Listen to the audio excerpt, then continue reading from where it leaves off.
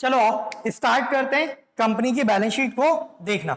ठीक है, कंपनी की बैलेंस शीट का फॉर्मेट कहां गिवन है? कंपनी की बैलेंस शीट का फॉर्मेट गिवन है schedule 3 part 1 of companies act 2013। ठीक है, क्या बैलेंस शीट का फॉर्मेट गिवन है यहां पर जल्दी से बताएंगे। बैलेंस शीट के फॉर्मेट में सबसे पहले क्या आता है? सबसे पहले बैलेंस शीट किस फॉर्म में बनती है? शेड्यूल 3 के पार्ट 1 के हिसाब से बैलेंस शीट वर्टिकल फॉर्म में कंपनी की बैलेंस शीट बनती है। सबसे पहले इस कॉलम को क्या बोलते हैं? पर्टिकुलर्स बोलते हैं। पर्टिकुलर्स। सेकंड कॉलम का नाम क्या है? Notes to accounts. Notes to accounts. और लास्ट कॉलम क्या है? लास्ट कॉलम है अमाउंट का कॉलम। ठीक है, चलो फिर बैलेंस शीट कंपनी की बनाई जाती है वर्टिकल फॉर्म में। पहले हम हॉरिजॉन्टल फॉर्म में बैलेंस शीट बनाया करते थे क्लास 11 तक। कंपनी की बैलेंस शीट कैसे बनने वाली है? वर्टिकल फॉर्म में। ठीक है, तो वर्टिकल फॉर्म में जब बैलेंस शीट बनती है तो टोटल 2 मेन हेडिंग्स बनती हैं। कितनी हेडिंग्स बनती है बेटा? 2 हेडिंग्स बनती हैं। फर्स्ट हेडिंग आती है equity and liabilities. Equity and liabilities. Equity मतलब ओनर का पैसा, लायबिलिटी मतलब आउटसाइडर्स का पैसा। ठीक है, अब इसके अंदर क्या बाइफरकेशन होंगे हम वो देखेंगे। ऐसे पूरा इक्विटी एंड लायबिलिटी का एक पोर्शन बनेगा, उसके बाद एसेट्स का पोर्शन आएगा और दोनों टोटल एक दूसरे से क्या होंगे? टैली होंगे। ठीक है, तो इक्विटी एंड लायबिलिटी के अंदर क्या क्या आता है? इक्विटी यानी ओनर का पैसा, इक्विटी यानी ओनर्स फंड। ठीक है, तो इक्विटी के अंदर सबसे पहले हम ओनर के फंड्स को डिफाइन करना स्टार्ट करते हैं, जिसको बोलते हैं हम शेयर होल्डर्स फंड। ठीक है, शेयर होल्डर फंड मतलब क्या? ओनर का पैसा। तो ओनर के पैसे के अंदर क्या क्या आता है? सबसे पहला आइटम आता है इसमें share capital.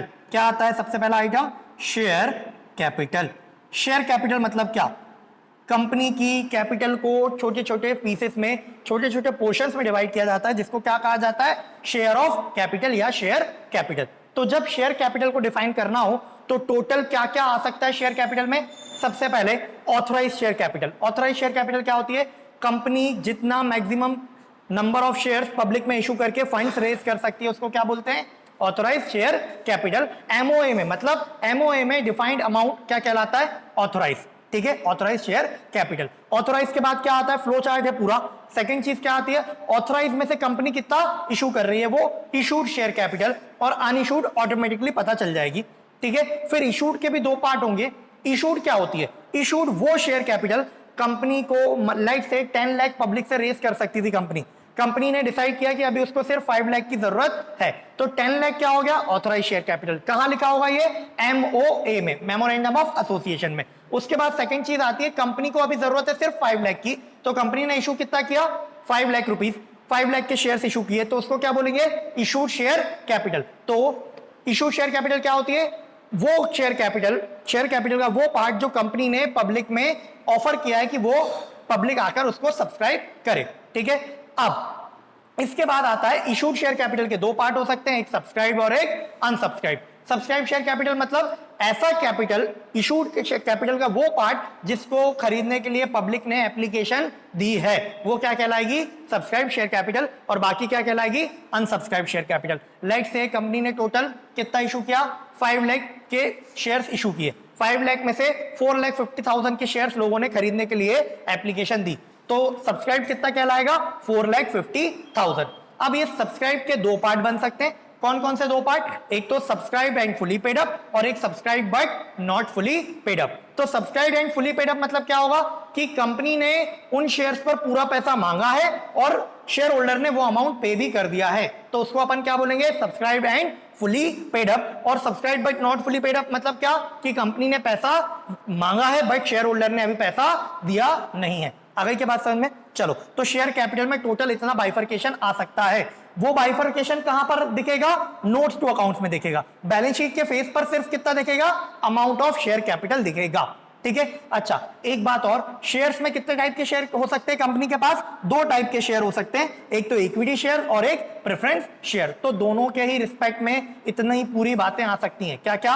Authorise, issued, subscribe and fully paid up, subscribe but not fully paid up. चलो आगे बढ़ते हैं। इसके बाद शेयर होल्डर फंड में दूसरी चीज क्या आती है? दूसरी चीज आती है यहां पर रिजर्व्स एंड सरप्लस।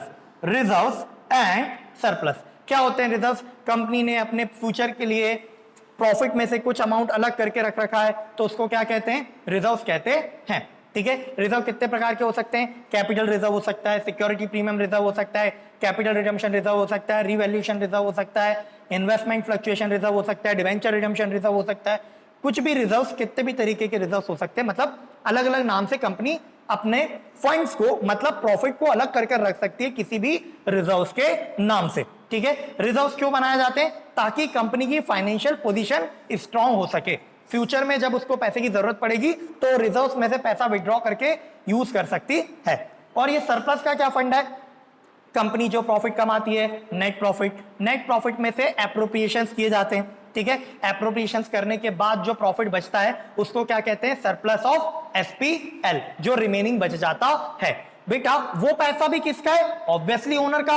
तो किस में रिफ्लेक्ट होगा? शेयर होल्डर फंड में, मालिक के पैसे में रिफ्लेक्ट होगा। कौन सा? रिजर्व वाला अमाउंट भी और सरप्लस वाला अमाउंट भी। क्लियर है के बाद? चलो, इसके बाद एक और चीज क्या आती है? इसके बाद आ सकता है शेयर वारंट का पैसा। शेयर वारंट का क्या फंड है? शेयर वारंट एक ऐसा डॉक्यूमेंट होता है जिसके होल्डर के पास ये राइट होता है कि वो कंपनी के पास जाके वो वारंट सरेंडर करे और बदले में कंपनी से क्या अक्वायर कर ले? बदले में कंपनी से वो शेयर अक्वायर कर सकता है।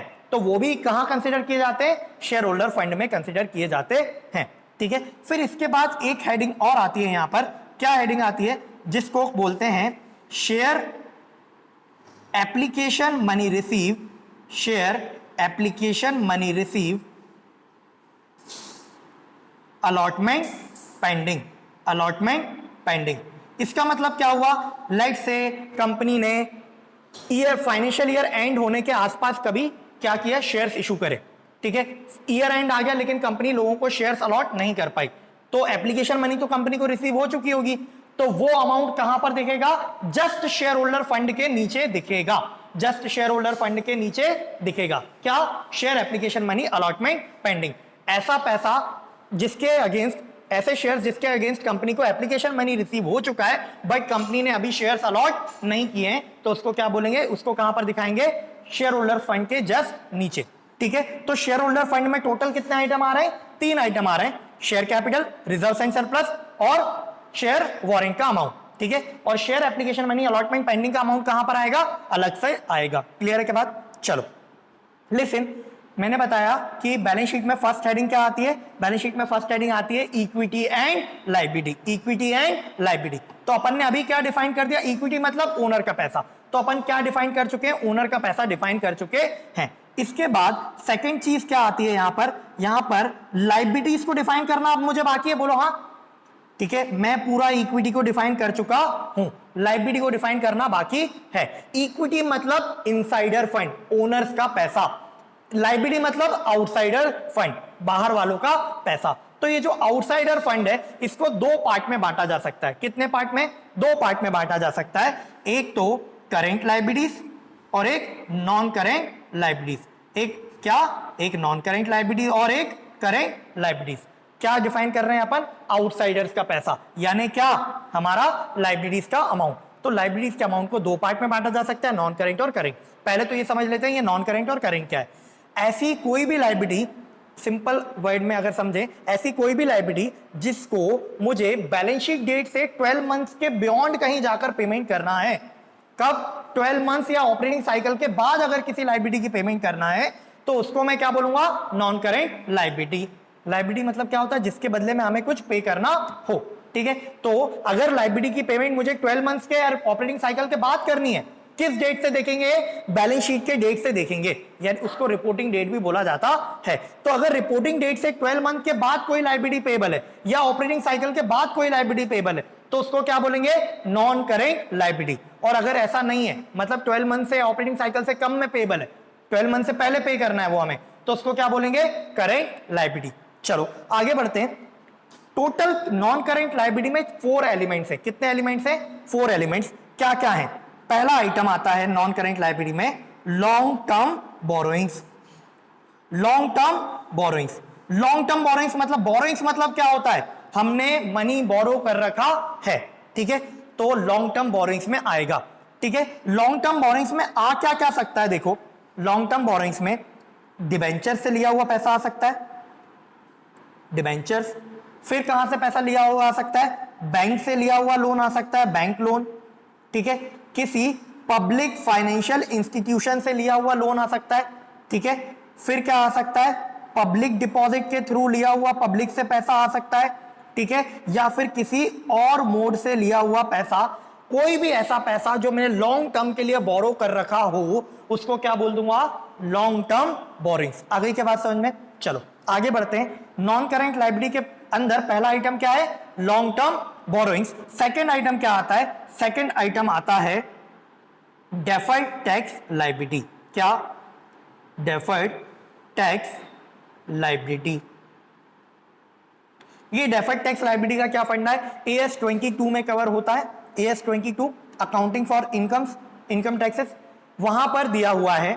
अगर मैंने किसी, लिसन, दो तरीके से हम अपना प्रॉफिट कैलकुलेट करते हैं, एक एज पर अकाउंट्स और एक एज पर टैक्स लॉस। तो अगर किसी पॉइंट ऑफ टाइम पर मेरा अकाउंटिंग प्रॉफिट कम आ रहा है, ठीक है, मेरा अकाउंटिंग प्रॉफिट कम आ रहा है और लेकिन मेरा टैक्सेशन प्रॉफिट क्या आ रहा है, ज्यादा आ रहा है, ठीक है। इसके वाइसा वर्सा भी हो सकता है। क्या हो सकता है, लिसन, दोनों जगह पर प्रॉफिट निकालने का तरीका अलग अलग है।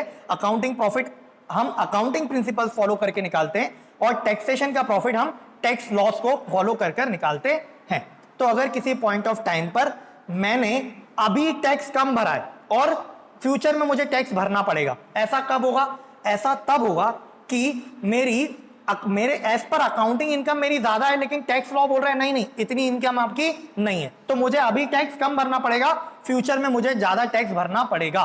तो अगर मैंने आज कम टैक्स भरा है, फ्यूचर में ज्यादा टैक्स भरना पड़ेगा, तो मैं उसको बोलूंगा डेफर्ड टैक्स लायबिलिटी। टैक्स ज्यादा भरना पड़ेगा मतलब लायबिलिटी, और टैक्स मतलब टैक्स, और डेफर्ड का मतलब क्या, आज नहीं भरा फ्यूचर में भरना पड़ेगा, तो उसको क्या बोलेंगे, deferred tax liability. Simple words में बोले तो हमने कोई टैक्स अमाउंट आज नहीं भरा है, उसको फ्यूचर में कभी जाकर भरना पड़ेगा, तो उसको क्या बोल देंगे, डेफर्ड टैक्स लायबिलिटी। कहां पर आता है, नॉन करेंट लायबिलिटी में second item, non current liability में सेकंड आइटम। चलो आगे बढ़ते हैं। इसके बाद क्या आता है बच्चे, इसके बाद आता है लॉन्ग टर्म लोन्स अदर। इसके बाद थर्ड आइटम आता है other non current liabilities, other non current liabilities. मतलब क्या हुआ इसका, अगर लॉन्ग टर्म बोरोइंग या डेफर्ड टैक्स के अलावा कोई आपके पास नॉन करेंट लायबिलिटी आ रही है, तो वो आप कहां पर दिखा दोगे, अदर नॉन करेंट लायबिलिटीज में दिखा दोगे। क्लियर है के बाद, चलो इसके बाद लास्ट फोर्थ आइटम क्या, कौन सा आता है इसमें, फोर्थ आइटम आता है इसमें लॉन्ग टर्म प्रोविजंस। क्या, लॉन्ग टर्म प्रोविजंस। प्रोविजंस क्या होते हैं, प्रोविजंस फ्यूचर में होने वाले लॉसेस के लिए, फ्यूचर में होने वाले लॉसेस के लिए या किसी लायबिलिटी को पे करने के लिए मैंने अभी से अमाउंट अलग करके रखा है, उसको क्या बोलूंगा, प्रोविजन। ठीक है, तो लॉन्ग टर्म प्रोविजन क्या हुए, ऐसा प्रोविजन जिसका यूटिलाइजेशन में 12 मंथ या उसके बाद में कभी करने वाला हूं, तो उसको क्या बोलूंगा, लॉन्ग टर्म प्रोविजन बोलूंगा। जैसे इंप्लॉय बेनिफिट, मान लो मैंने इंप्लॉय प्रोविडेंट फंड के लिए क्या बना रखा है, प्रोविजन बना रखा है, ठीक है, तो वो लॉन्ग टर्म में कंसीडर होगा, जब एम्प्लॉय जाएगा तब दूंगा वो पैसा। या ग्रेचुटी के लिए मैंने कोई फंड बना रखा है, ग्रेचुटी मतलब क्या होता है, जब एम्प्लॉय छोड़कर जाता है, हमारे यहां से रिटायर होकर जाता है ऑर्गेनाइजेशन से, तब हम उसे कुछ पेमेंट करते हैं, तो उस बात के लिए हम आज से प्रोविजनिंग बनाना स्टार्ट कर दिए, तो वो किस कैटेगरी में आएगी, लॉन्ग टर्म प्रोविजन में आएगी। Simple word, long term provision क्या है, जो 12 मंथ्स या उसके बाद कभी यूटिलाइज होने वाले प्रोविजन है उनको लॉन्ग टर्म प्रोविजन कहा जाएगा। ठीक है, तो नॉन करेंट लायबिलिटी में टोटल कितने आइटम है, 4 आइटम है। पहला क्या, लॉन्ग टर्म बोरोइंग्स, लंबे समय के लिए लिया हुआ borrowed amount. Second, deferred tax liability, अगर मैंने आज कम टैक्स पे किया है, फ्यूचर में ज्यादा टैक्स पे करना पड़ेगा, तो डेफर्ड टैक्स लायबिलिटी में आता है वो amount. Third, other non current liabilities, और फोर्थ है लॉन्ग टर्म प्रोविजंस। क्लियर है बात, चलो हमने क्या क्या देखा, अभी हमने देखा इक्विटी एंड लायबिलिटी देख रहे हैं, इक्विटी एंड लायबिलिटी में हमने इक्विटी कवर कर लिया। फिर लायबिलिटी में मैंने बोला था 2 चीजें आएंगी, कौन कौन सी 2 चीजें, एक तो नॉन करेंट लायबिलिटी और एक करेंट लायबिलिटी, तो हमने क्या कवर कर लिया है, नॉन करेंट लायबिलिटी अभी कवर कर लिया है। चलो आओ आगे बढ़ते हैं, अब देखते हैं करेंट लायबिलिटीज। क्या, करेंट लायबिलिटीज, करेंट लायबिलिटीज में भी 4 आइटम आते हैं। कितने आइटम? जैसे नॉन करेंट लाइबिलिटीज में 4 आइटम आ रहे थे, वैसे ही करेंट आइटम लाइबिलिटीज में भी कितने आइटम आएंगे? टोटल 4 आइटम आएंगे। सर कौन कौन से 4 आइटम? पहला शॉर्ट टर्म बोरोइंग्स। ऊपर क्या आया था नॉन करेंट लाइबिलिटी में? Long term borrowings. Long term borrowings मतलब क्या? ऐसी बोरोइंग्स जिसकी पेमेंट 12 मंथ्स या उसके बाद पे करनी है। यहां शॉर्ट टर्म बोरोइंग्स में क्या आएगा? ऐसी बोरोइंग्स जिसकी पेमेंट मुझे 12 मंथ्स के अंदर अंदर करनी है। कौन कौन सी बोरोइंग्स आ सकती हैं यहां पर बताएंगे? कौन कौन सी बोरोइंग्स आ सकती हैं? सबसे पहले बैंक ओडी आ सकता है, बैंक ओडी आ सकता है। फिर क्या आ सकता है? कैश क्रेडिट लिमिट आ सकता है, ठीक है, या फिर मैंने और कोई शॉर्ट टर्म के लिए लोन ले रखा है वो आ सकता है, ठीक है। चलो आगे बढ़ते हैं। फिर करेंट लाइबिलिटी में 4 आइटम आएंगे। सबसे पहला क्या? शॉर्ट टर्म, क्या? Short term borrowings. Second item क्या आएगा यहां पर? सेकंड आइटम आएगा ट्रेड पेबल्स। क्या? Trade payables. ये ट्रेड पेबल्स क्या होते हैं? ट्रेड पेबल्स में 2 चीजें कंसीडर होती हैं। क्या चीजें? कितनी चीजें? 2 चीजें हमने सुन रखा है, एक तो क्रेडिटर्स प्लस एक बिल्स पेबल। ये दोनों चीजें मिलाकर क्या बनते हैं? हमारे ट्रेड पेबल्स बनते हैं। तो सेकंड आइटम क्या आएगा करेंट लाइबिलिटीज में? ट्रेड पेबल्स आएगा। क्रेडिटर मतलब क्या? जिससे हमने गुड्स वगैरह परचेज कर रखे हो शॉर्ट टर्म में, जिसे पेमेंट करनी है। और बिल्स पेबल तो हमने बिल्स ऑफ एक्सचेंज टॉपिक पढ़ ही रखा है 11th क्लास में। चलो आगे बढ़ते हैं। थर्ड चीज क्या आती है यहां पर? थर्ड चीज आती है other current liabilities. Other current liabilities देखेंगे ऊपर नॉन करेंट लाइबिलिटी में भी क्या आ रहा था? Other non current asset third item. यहां पर करेंट लाइबिलिटी में भी क्या आ रहा है? Other current liabilities. अगर कोई लाइबिलिटी ऊपर नहीं आ पाई, मतलब कहां नहीं आ पाई? शॉर्ट टर्म बोरोइंग्स में नहीं आ पाई या फिर ट्रेड पेबल्स में नहीं आ पाई, तो अब हम उसको कहां दिखाने वाले? फिर हम उसको अदर करेंट लाइबिलिटी में दिखाने वाले हैं, ठीक है। चलो लास्ट आइटम क्या आता है यहां पर? लास्ट आइटम आता है short term provision. Short term provision. Provision तो हम ऊपर समझ ही चुके हैं क्या होते हैं। फ्यूचर में किसी लाइबिलिटी या लॉसेस को कवर करने के लिए हम जो अमाउंट अलग करके रखते हैं अपने प्रॉफिट में से, उसको प्रोविजन बोलते हैं। तो शॉर्ट टर्म प्रोविजन क्या हो गए? ऐसे प्रोविजन जिनकी पेमेंट हमें क्या करनी है? ऐसे प्रोविजन जिनका यूटिलाइजेशन शॉर्ट टर्म में हो जाने वाला है, लाइक प्रोविजन फॉर टैक्स, ठीक है। आगे के बात समझ में? तो लिसन, इतनी पूरी मेरी लाइबिलिटी साइड है। हेडिंग नंबर 1 में क्या है? Liability, equity and liability. तो इक्विटी एंड लाइबिलिटी में अगर मैं बोलूं तो मेन कितनी हेडिंग बन सकती हैं? मेन 3 हेडिंग बन सकती हैं। एक शेयर होल्डर फंड, दूसरा नॉन करेंट लाइबिलिटी, तीसरा करेंट लाइबिलिटी। तो शेयर होल्डर फंड में टोटल कितनी चीजें? मेन 3 चीजें, share capital, reserve and surplus और share warrant. Non current liability में कितनी चीजें? 4 चीजें। सबसे पहले लॉन्ग टर्म बोरोइंग्स, सेकंड फिर डेफर्ड टैक्स लाइबिलिटी, थर्ड क्या है? अदर नॉन करेंट लाइबिलिटी, और फोर्थ है लॉन्ग टर्म प्रोविजंस। फिर करेंट लाइबिलिटी में कितनी चीजें आ सकती हैं? अगेन 4 चीजें आ सकती हैं। सबसे पहला short term borrowings, second item क्या है? सेकंड आइटम है ट्रेड पेबल्स, ट्रेड पेबल्स यानी क्रेडिटर्स और बिल्स पेबल। थर्ड आइटम है अदर करेंट लाइबिलिटीज, और फोर्थ आइटम है शॉर्ट टर्म प्रोविजन। इतना पूरा लाइबिलिटी का बैलेंस शीट का लाइबिलिटी साइड है। आगे के बात समझ में? यहां पर इसके अमाउंट्स आते जाएंगे, जो भी अमाउंट होंगे वो यहां आते जाएंगे, ठीक है।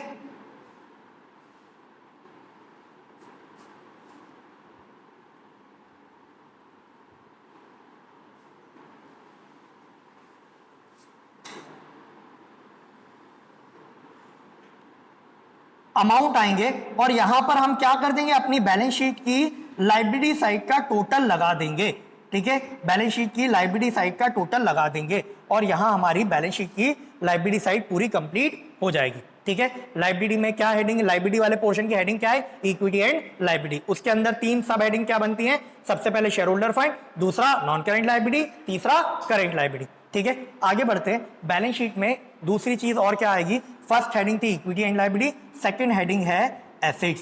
सेकंड हेडिंग है assets.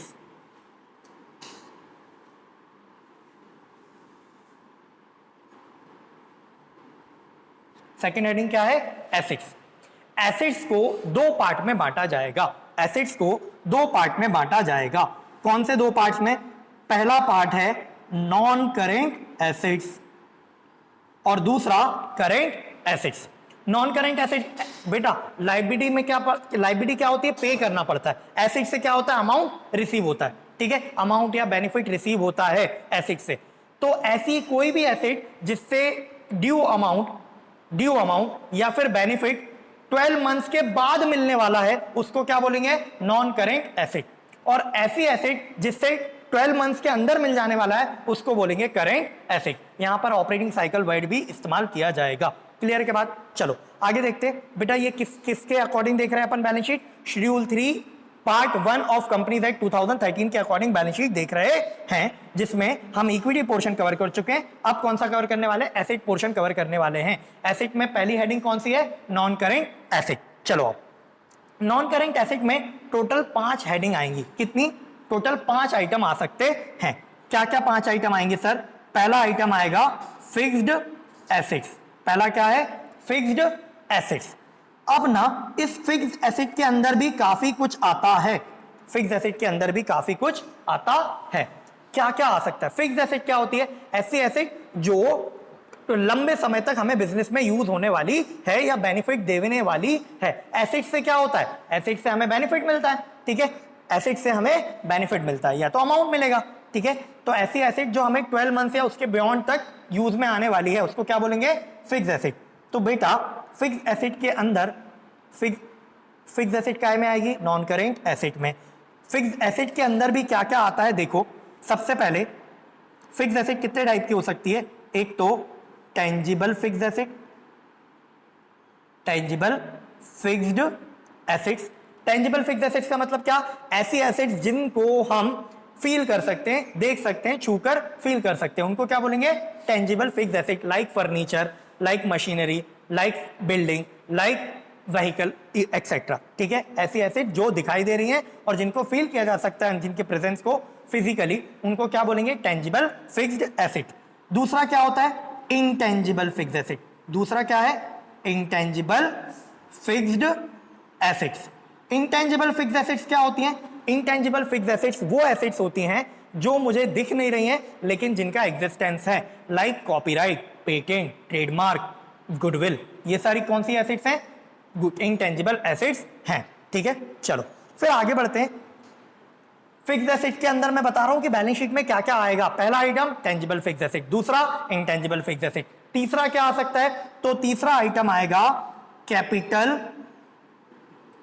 Work in progress. Capital work in progress. तीसरा आइटम क्या आएगा? Capital work in progress. आई के बाद समझ में? कैपिटल वर्क इन प्रोग्रेस क्या होता है? लाइक से मेरी एक बिल्डिंग है जिस पर काम चल रहा है, मैंने जनवरी में उस पर काम कंस्ट्रक्शन स्टार्ट किया था और मार्च एंड आते आते तक मैं उस पर 1 लाख रुपीज लाइक से खर्च कर चुका हूं, बट अभी वो काम पूरा कंप्लीट नहीं हुआ है, तो मैं उसको क्या बोलूंगा? Capital work in progress. ऐसी एसेट है जिस पर अभी वर्क इन प्रोग्रेस है, काम अभी चल रहा है, तो कैपिटल वर्क इन प्रोग्रेस कहेंगे। आगे के बाद समझ में? और एक और चीज यहां पर आएगी, क्या? एक चीज यहां पर आएगी intangible asset. Intangible asset under development. ऐसी एसेट जिस पर अभी काम चल रहा है। लाइक से मैं कोविड की वैक्सीन बना रहा था, ठीक है, ईयर एंड पे मैंने जनवरी में बनाना शुरू किया, मार्च ईयर एंड तक मैं उस एसेट पर, उस वैक्सीनेशन पर काम कर चुका हूं और उस पर अभी काम चल रहा है, काम होना अभी बाकी है, डेवलपमेंट फेज में है वो वैक्सीन, तो मैं उसको क्या बोलूंगा? Intangible asset under development. क्योंकि वो जो वैक्सीन बनाने का फॉर्मूला है वो क्या है? एक इंटेंजिबल एसेट है, ठीक है। तो वो क्या होती है? इंटेंजिबल एसेट क्या की जाती है? डेवलप की जाती है, तो इंटेंजिबल एसेट अंडर डेवलपमेंट आएगा, ठीक है। हम क्या देख रहे हैं? बैलेंस शीट का एसेट साइड देख रहे हैं। एसेट साइड में सबसे पहला क्या है? नॉन करेंट एसेट, और दूसरा आएगा करेंट एसेट। तो नॉन करेंट एसेट में पहला आइटम क्या है? नॉन करेंट एसेट में पहला आइटम है फिक्स्ड एसेट। फिक्स्ड एसेट में क्या क्या आ सकता है? Tangible fixed asset, intangible fixed asset, capital work in progress और इंटेंजिबल एसेट अंडर डेवलपमेंट, ठीक है। इसके बाद क्या आता है? इसके बाद नॉन करेंट एसेट में सेकंड आइटम आता है नॉन करेंट इन्वेस्टमेंट। क्या? Non current investments. ये नॉन करेंट इन्वेस्टमेंट्स का क्या फंडा है? ऐसी इन्वेस्टमेंट्स 3 तरह से की जा सकती हैं। सबसे पहले नॉन करेंट इन्वेस्टमेंट, ऐसी इन्वेस्टमेंट जो 12 मंथ्स या उससे ज्यादा के लिए मैंने होल्ड करने के पर्पज से की है उनको नॉन करेंट इन्वेस्टमेंट बोलूंगा। फिर करेंट इन्वेस्टमेंट, करेंट इन्वेस्टमेंट उन इन्वेस्टमेंट को बोलेंगे जो मैंने आज की हैं इस पर्पज से कि जैसे उनकी वैल्यू बढ़ जाएगी 2-3-4 महीने में उनको बेच दूंगा, मतलब 12 मंथ से कम में बेच देने वाला हूं, उनको बोलेंगे करेंट इन्वेस्टमेंट। फिर एक और चीज होती है मार्केटेबल सिक्योरिटी, ऐसी इन्वेस्टमेंट जो मैंने जिसका टर्म 3 मंथ्स या लेस देन 3 मंथ्स है, 3 मंथ्स या लेस देन 3 मंथ्स है, उसको क्या बोलते हैं, मार्केटेबल सिक्योरिटीज भी बोलते हैं। ठीक है, तो नॉन करेंट इन्वेस्टमेंट क्या हुई, ऐसी इन्वेस्टमेंट जो मैंने कब के लिए कर रखी है, 12 मंथ्स या उससे ज्यादा के लिए होल्ड करने के पर्पज से की हुई है। क्या क्या हो सकते हैं इसके example, investment in property, investment in equity share, investment in preference share, investment in debenture, investments in any other security, investment in bond, investment in trust securities या एक्सेट्रा। इसके अलावा भी कोई और इन्वेस्टमेंट की जा सकती है, वो कहां पर आएगी, नॉन करेंट इन्वेस्टमेंट में आएगी। कोई भी ऐसी इन्वेस्टमेंट जिसको होल्ड करने का पर्पस 12 मंथ्स या उससे ज्यादा का है उसको नॉन करेंट इन्वेस्टमेंट में दिखाएंगे। चलो आगे बढ़ेंगे। इसके बाद एक आइटम आता है यहां पर deferred tax assets, deferred tax assets. ये डेफर्ड टैक्स एसेट क्या है, मैंने आज ज्यादा, डेफर्ड टैक्स लायबिलिटी क्या थी, डेफर्ड टैक्स लायबिलिटी थी आज कम भरा है फ्यूचर में ज्यादा टैक्स भरना पड़ेगा, तो वो हो गया deferred tax liability. Deferred tax asset क्या होगा, डेफर्ड टैक्स आज ज्यादा टैक्स भर दिया है फ्यूचर में कम भरना पड़ेगा, आज ज्यादा भर दिया है फ्यूचर में कम भरना पड़ेगा, तो वो कहलाती है डेफर्ड टैक्स एसेट। और इसके बाद आती है, काय के बाद, नॉन करेंट इन्वेस्टमेंट के बाद आती है। ठीक है, आगे बढ़ेंगे। इसके बाद फोर्थ आइटम क्या आता है यहां पर, फोर्थ आइटम आएगा long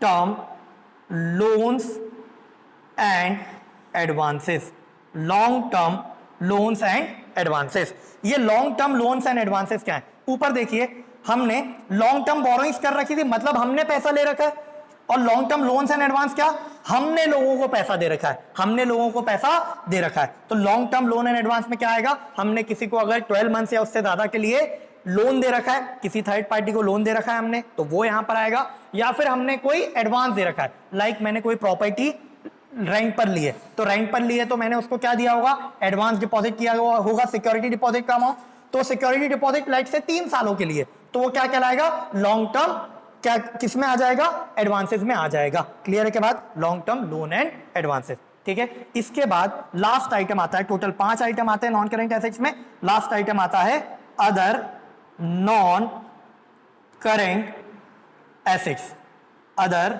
non current assets. Total कितने आइटम आते हैं नॉन करेंट एसेट्स में, 5 आइटम। सबसे पहला फिक्स्ड एसेट, दूसरा नॉन करेंट इन्वेस्टमेंट, तीसरा डेफर्ड टैक्स एसेट, चौथा long term loan and advance, और आखिरी आइटम आता है other non current asset. Clear है क्या बात, चलो तो इस तरीके से हमारी क्या कवर हो गई, पूरी की पूरी नॉन करेंट एसेट कवर हो गई। क्या कवर हो गई, नॉन करेंट एसेट्स कवर हो गई। ठीक है, इसके बाद क्या आता है एसेट्स में, एसेट्स में 2 चीजें आती थी, एक तो नॉन करेंट एसेट्स, और अब एक और आइटम आएगा करेंट एसेट्स। क्या आएगा, करेंट एसेट्स। क्या, करेंट एसेट्स। टोटल एसेट्स में 2 हेडिंग रहती है, नॉन करेंट एसेट्स और current assets. Non current assets के अंदर 6 आइटम आ सकते हैं। कितने आइटम आ सकते हैं, नॉन करेंट एसेट्स के अंदर 6 आइटम आ सकते हैं। एक एक करके देखना शुरू करेंगे कौन कौन से 6 आइटम आ सकते हैं। सबसे पहला आइटम आएगा current investments, current investments. Current investments मैंने अभी समझाया था, ऐसी इन्वेस्टमेंट्स जो 12 मंथ से कम के लिए हमने कर रखी हैं। वो हमने इन्वेस्टमेंट करते समय ये डिसाइड किया था कि इनको हम 12 मंथ से कम होल्ड करेंगे, उनको कहां दिखाएंगे, हम करेंट इन्वेस्टमेंट में दिखाएंगे। चलो नेक्स्ट आइटम क्या आता है करेंट एसेट्स में, नेक्स्ट आइटम आता है इन्वेंट्रीज। इन्वेंट्रीज क्या होती हैं, ऐसी चीजें जो हेल्ड फॉर सेल हैं, हेल्ड फॉर रीसेल है। मैं ऐसी कोई भी गुड्स जो मैंने रीसेल के पर्पज से खरीद रखे हैं उनको क्या बोलता हूं, स्टॉक इन ट्रेड या इन्वेंट्रीज। तो कहां पर आएंगे, वो सेकंड नंबर पर आएंगी करेंट एसेट्स में। अब इन्वेंट्रीज के अंदर भी काफी कुछ आ सकता है, इन्वेंट्रीज के अंदर भी काफी कुछ आ सकता है। सबसे पहला आइटम इन्वेंट्री में क्या आएगा, inventory of raw material, inventory of raw material. इसके अलावा क्या आएगा, inventory of WIP। Raw material क्या हो गया, लेट से मेरा काम है गुड्स बनाकर मैन्युफैक्चर कर कर बेचना, तो रॉ मटेरियल क्या होगा, जो मैन्युफैक्चरिंग प्रोडक्ट को बनाने के लिए जो मैं रॉ मटेरियल गुड्स लेकर आता हूं वो क्या कहलाएंगे, रॉ मटेरियल, जिससे मैं अपना फिनिश गुड्स प्रिपेयर करके बेचता हूं वो रॉ मटेरियल कहलाएगा। WIP क्या होता है, WIP ऐसा मान लीजिए मेरा कुछ प्रोडक्ट बनाने का बिजनेस है, लाइट से मैं पेन बनाता हूं, पेन मैन्युफैक्चरिंग बिजनेस है, तो पेन बनाने के लिए मुझे प्लास्टिक केस चाहिए, तो प्लास्टिक केस क्या हो गया, प्लास्टिक केस, रबड़, ये सब क्या हो गया, रॉ मटेरियल। ठीक है, इसको बोलेंगे स्टॉक ऑफ रॉ मटेरियल। फिर रॉ मटेरियल, अब मैंने पेन बनाना शुरू किया, पेन पर कुछ प्रोसेस हो चुकी है, थोड़ा काम हो गया, थोड़ा काम होना बाकी है, तो मैं इसको क्या बोलूंगा, WIP, वर्क इन प्रोग्रेस। ठीक है, और आखिरी में होता है stock of finish goods. Stock of finish goods, finish goods मतलब पेन बनकर रेडी रखे हुए हैं, उसको बोलेंगे स्टॉक ऑफ फिनिश गुड्स। इसके बाद और क्या आएगा, इसके बाद एक आइटम आता है stock in trade. Stock in trade, stock in trade, like से मैं कुछ चीजें बनाकर बेचता हूं, तो वो क्या हो गए, वो किस में आएंगे, या तो रॉ मटेरियल, या तो WIP, या तो फिनिश गुड्स। फिर कुछ चीजें मैं खरीद कर बेचता हूं, तो स्टॉक इन ट्रेड में वो आइटम आ जाएगा। ठीक है, फिर स्टॉक इन ट्रेड के बाद एक आइटम आता है यहां पर spares and stores and spares. Stores and spares, stores में कोई अगर कोई सामान रखा है जो मैं कंज्यूम कर कर खत्म कर देता हूं, तो स्टोर्स एंड स्पेयर्स में आएगा। और लास्टली इसमें आता है लूज टूल्स। लूज टूल्स यहां पर आते हैं, ऐसे टूल्स जो मैं रख के रखता हूं अपने बिजनेस में अपने यूज के लिए, और उनको यूज कर कर वो खत्म हो जाते हैं, वो लूज टूल्स में आएगा। टोटल इन्वेंट्री में कितने आइटम आ रहे हैं, टोटल इन्वेंट्री में 6 आइटम्स आ रहे हैं। चलो आगे बढ़ते हैं, करंट एसेट्स देख रहे हैं। करंट एसेट्स में पहला आइटम क्या, करंट इन्वेस्टमेंट, सेकंड क्या, इन्वेंट्री। इन्वेंट्री के भी अंदर कितने आइटम देखे हमने, 6 आइटम्स देखे। आगे बढ़ते हैं, इसके बाद आता है trade receivables. Trade receivables, trade receivables के अंदर क्या क्या आता है, ट्रेड रिसीवेबल्स के अंदर आता है एक तो debtors plus bills receivables. Trade receivables के अंदर 2 आइटम आते हैं, क्या, debtors plus bills receivable. Fourth item क्या आता है, फोर्थ आइटम आता है cash and cash equivalents. Cash and cash equivalents, cash मतलब क्या, cash in hand, cash at bank, demand deposit with bank. Cash equivalents, cash equivalents cheque in hand है, अगर कोई अगर मेरे को ऑन डिमांड बैंक से कुछ पैसा लेना है तो वो कैश इक्विवेलेंट में कंसीडर करेंगे, किसी और वीडियो में हम कैश इक्विवेलेंट को स्पेसिफिकली देख लेंगे। ठीक है, फोर्थ आइटम क्या हो गया, कैश एंड कैश इक्विवेलेंट। ठीक है, फिफ्थ आइटम है short term loans and advances. Short term loans and advances, अगर मैंने किसी को लोन या एडवांस दे रखे किसी शॉर्ट पीरियड के लिए तो उसको short term loan and advances में दिखाएंगे। और at the end last item क्या आएगा, other current assets. Other current assets, ठीक है। सो यहां पर मेरी बैलेंस शीट कंप्लीट हो जाएगी, यहां पर अमाउंट आ जाएंगे सबके। अगर मैं नोट्स टू अकाउंट्स बना रहा हूँ तो नोट्स टू अकाउंट्स में अमाउंट आ जाएगा, और मेरी बैलेंस शीट के दोनों साइड का टोटल क्या आएगा, हमेशा इक्वल आएगा। दोनों साइड का टोटल क्या आएगा, इक्वल आएगा। दोनों साइड मतलब क्या, ऊपर लायबिलिटी दिखा रखी थी, नीचे एसेट दिखा रखी है, दोनों साइड का टोटल इक्वल आएगा। चलो लायबिलिटीज में first heading liability, equity and liability, second heading asset. Equity and liability में 3 मेन हेडिंग है, share holder fund, non current liability और करेंट लायबिलिटी। फिर एसेट में 2 मेन हेडिंग है, नॉन करेंट एसेट और करेंट एसेट, और उसके अंदर का सारा आइटम। क्लियर है बात, चलिए।